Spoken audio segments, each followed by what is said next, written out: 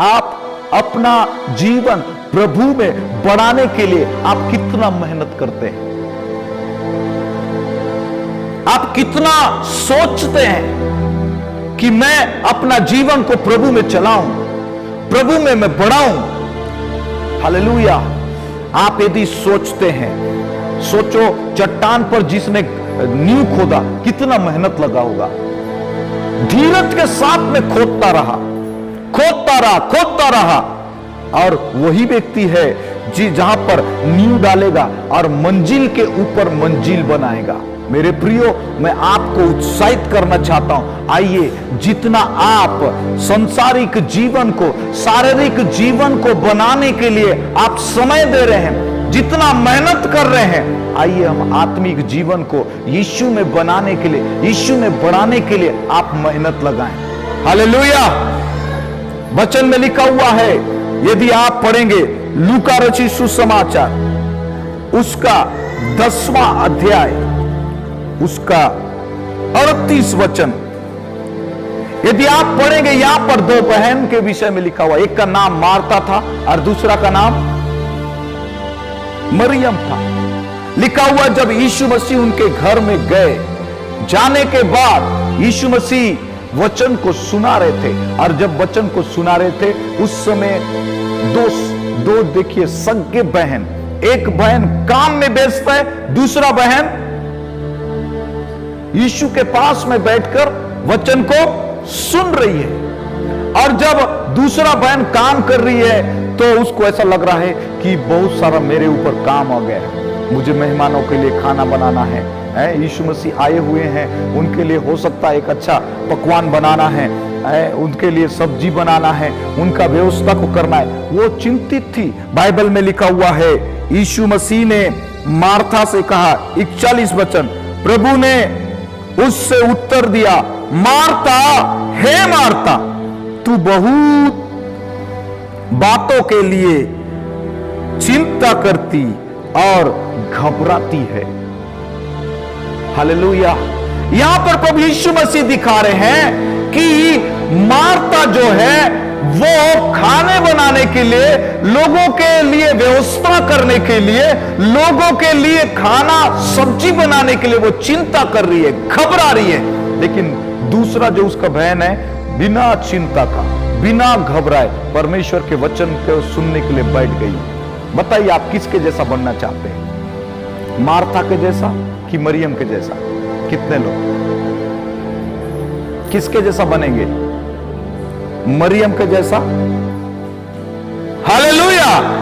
परमेश्वर आज का दिन को पवित्र ठहराया है, विश्राम दिन ठहराया है। तो सोचो विश्राम दिन में आपको क्या करना है, क्या करेंगे विश्राम दिन में? क्या हम बाजार चले जाएंगे? क्या हम अपने दोस्तों के साथ घूमने चले जाएंगे? क्या करने के लिए परमेश्वर ने विश्राम दिन ठहराया है? क्या घर में हम लोग बैठकर टीवी देखेंगे?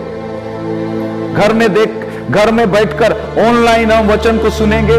क्या करने के लिए विश्राम दिन परमेश्वर बनाया? ऑनलाइन सुनने के लिए? क्या करने के लिए?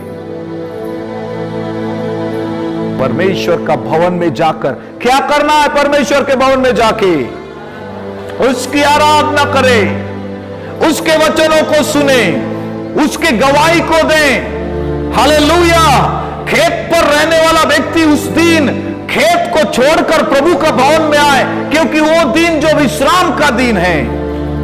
बाजार में जाने वाला व्यक्ति वो बाद में बाजार जाए, जब परमेश्वर का वचन को अटेंड करेंगे, उसके चर्च में जाकर, उसके भवन में जाकर आराधना करें। परमेश्वर में जब हाजिरी लगाएंगे, जब परमेश्वर का हाजिरी लग जाएगा, उसके बाद आप कहीं भी जा सकते हैं। लेकिन सबसे पहला किसको स्थान देना है? परमेश्वर को। यहां पर दो बहन हैं, एक बहन यीशु के पास में बैठी। किस चीज को आप मेहनत देते? सोचो आप आज मटन बनाए हैं, मटन बनाए हैं, और एक तरफ परमेश्वर का वचन है, एक तरफ मटन और एक तरफ परमेश्वर का वचन। कौन सा भारी है? किस चीज को महत्व देंगे? आपके लिए एक पार्टी, मटन पार्टी है, आप कहां जाएंगे? किस चीज को महत्व देंगे? सच में देंगे? Hallelujah, hallelujah.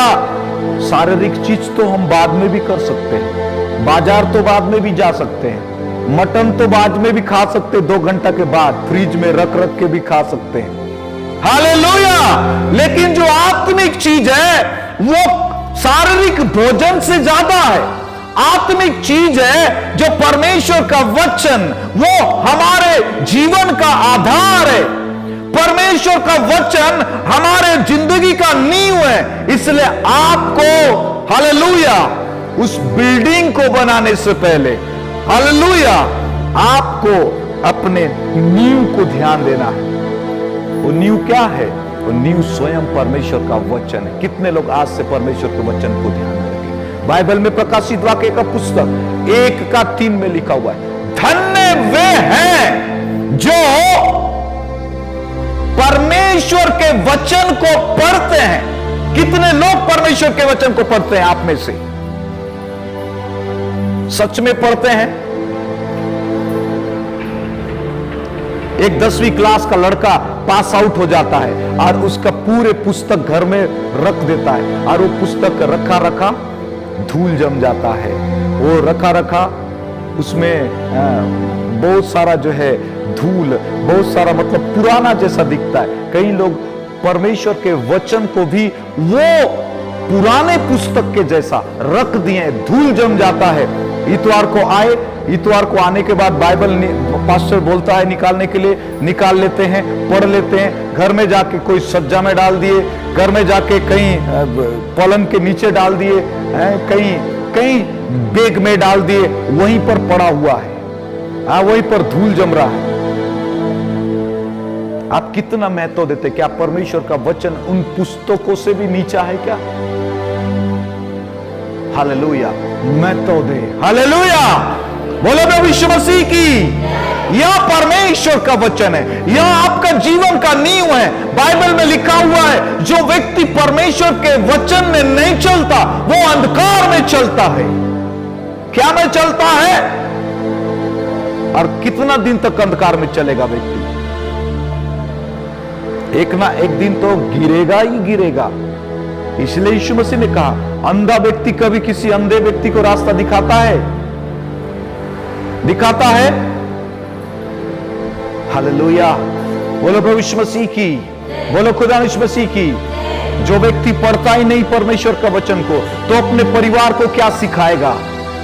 जो व्यक्ति पढ़ता ही नहीं है वचन को, तो अपने बच्चों को क्या सिखाएगा? जो घर का मुखिया परमेश्वर के वचन को महत्व नहीं देता है, जो वचन को पढ़ता ही नहीं, वचन को सिखाता ही नहीं है, तो वो परिवार कैसा होगा?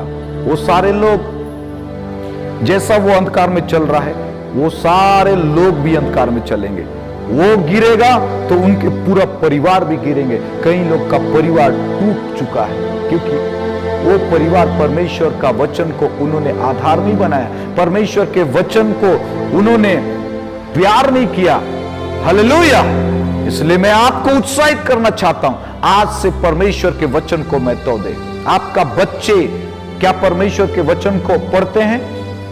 आपका बच्चे को क्या परमेश्वर के वचन को सिखाते हैं? आप कहां नींव डाल रहे हैं? आप कहां मेहनत कर रहे हैं? आप किन चीजों में मेहनत कर रहे हैं आप?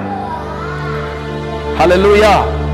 एक व्यक्ति के बारे में मैं बता रहा हूं, लूका रचित सुसमाचार 9:58 में लिखा हुआ है। लिखा हुआ है कि वो एक किसान था और किसान होने के कारण वो बहुत ज्यादा जो है उसके पास में धान कमाया करता था। और धान उसने सोचा कि छोटा छोटा घर को मैं बड़ा बना लूंगा और छोटा छोटा कमरा में बड़ा बना के क्या करूंगा, उसमें मैं धान को रखूंगा और जितना खाने पीने का सामग्री है सबको मैं इकट्ठा करूंगा ताकि मुझे किसी भी चीज का चिंता ना हो, किसी भी चीज का जरूरत ना हो और किसी भी चीज का कमी ना हो। उसने ठाना कि सारा वस्तु मैं एकत्रित कर लूंगा, पीने के लिए, खाने के लिए, किसी भी चीज का मेरे पास में कमी न रहे। क्योंकि एक किसान था, वो ऐसा सोच रखा था कि मैं इतना धान एकत्रित करूंगा कि मुझे खाने के लिए कभी कमी न हो, आराम से रहूंगा, घर में रहूंगा, मुझे किसी से मतलब नहीं है। मुझे किसी के पास में जाना नहीं पड़ेगा, मुझे किसी का जरूरत भी नहीं है, क्योंकि मैं खाऊंगा, पीऊंगा, ऐश करूंगा और घर में खुशी से रहूंगा, सुख से रहूंगा। ऐसा उसके मन में सोचा, क्योंकि वो जो व्यक्ति था वो केवल जो है उसका ध्यान क्या में था? उसके खेत पर था, उसका भरोसा उसके धान में था, उसका भरोसा उसके कमाए हुए मेहनत से कमाए हुए धान पर था। और इसीलिए उसने चाहा कि अब मैं अच्छा से सबको एकत्रित करूंगा, खाऊंगा, पीऊंगा और सुख से रहूंगा, मुझे किसी का जरूरत नहीं पड़ेगा। परमेश्वर ने उससे बातें किया। यीशु मसीह वहां पर कहते हैं, हालेलुया, उसके पास तुरंत शब्द पहुंचा, हे मूर्ख, यदि आज ही तेरा प्राण को ले लिया जाए तो तेरा इस धान को कौन खाएगा? ये तेरा संपत्ति को कौन खाएगा? हालेलुया। कई लोग का सोच ऐसा है। आपका नींव कहां डाल रहे हैं? आपका भरोसा कहां है? क्या आपका भरोसा आपका व्यवसाय में है?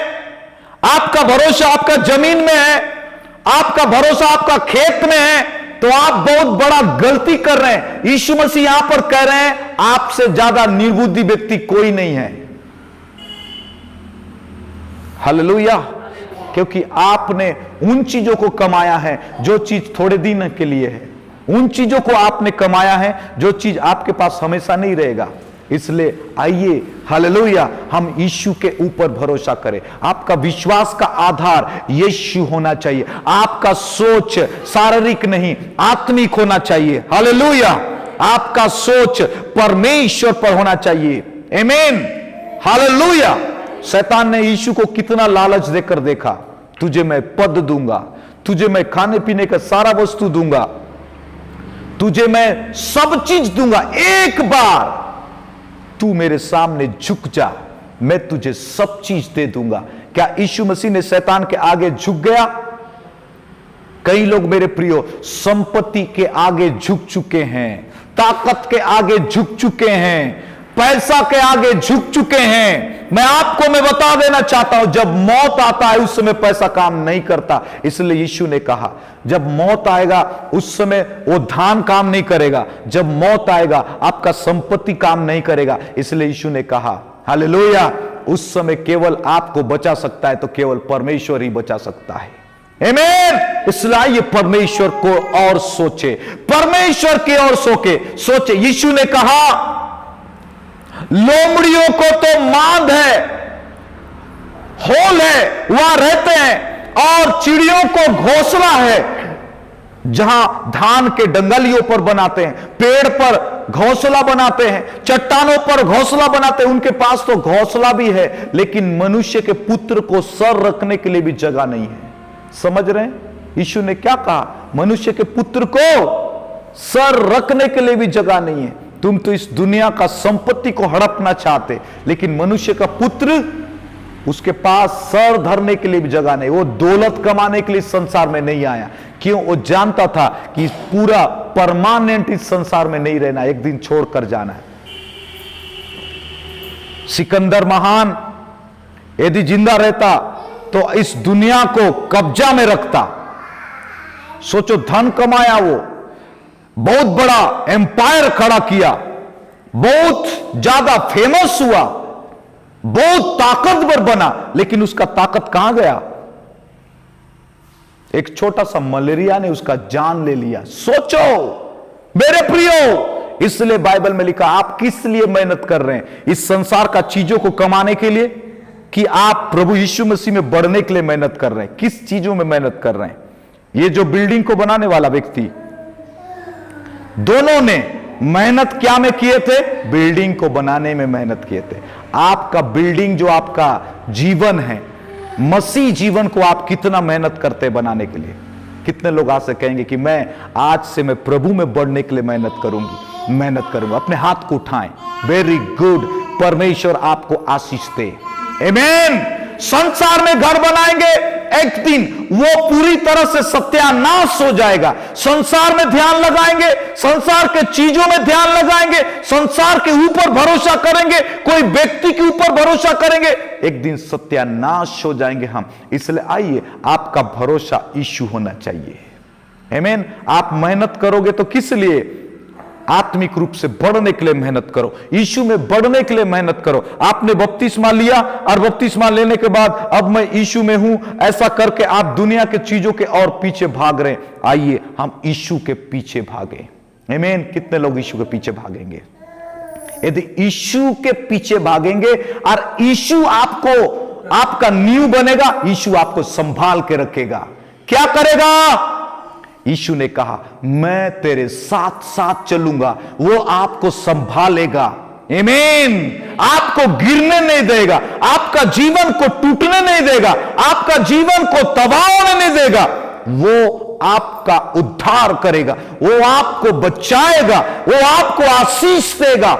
आमीन। जो व्यक्ति यीशु को अपना जीवन दिया है, जो व्यक्ति यीशु के पीछे चलने के लिए मेहनत किया, जो व्यक्ति यीशु के पीछे चलने के लिए हालेलुया जी जान लगा दिया, उसके वचनों को मानता है, हालेलुया, उसके वचनों को पढ़ता है, उसके वचनों को सुनता है, आमीन, वो व्यक्ति बीमार भी पड़ जाए, परमेश्वर उसे बीमार रहने नहीं देगा। आपका जीवन का आधार क्या है?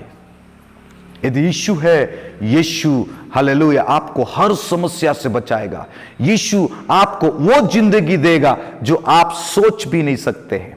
यीशु वो आशीष आपको देगा जो आप पाना चाहते हैं। बाइबल में लिखा हुआ है, यीशु को यदि आप तुम खोजोगे, उसके राज्य को खोजोगे, उसके लिए आप मेहनत करोगे, उसको ढूंढोगे, उसके पीछे चलोगे, उसका आपका भरोसा यीशु में होगा। बाइबल में लिखा है, नीति वचन का पुस्तक उसका 3:5 में लिखा हुआ है, हालेलुया, तू अपना भरोसा परमेश्वर पर रखना और वो परमेश्वर तेरे लिए सीधा मार्ग को निकालेगा, अर्थात आपको सफल करेगा, आपके कामों में सफल करेगा, आपके खेत में सफल करेगा।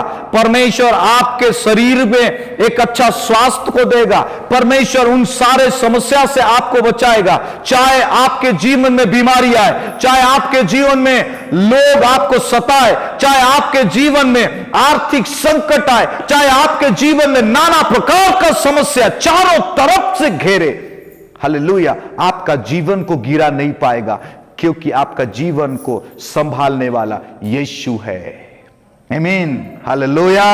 आइए, आपका जीवन का आधार यीशु होने पाए, आपका विश्वास का आधार यीशु होने पाए, आपका लाइफ यीशु में होने पाए और आप यीशु के संगति में बढ़ते चले जाएं। आप और मैं शारीरिक जीवन से ज्यादा आत्मिक जीवन को महत्व दें, हालेलुया, आप नहीं गिरोगे।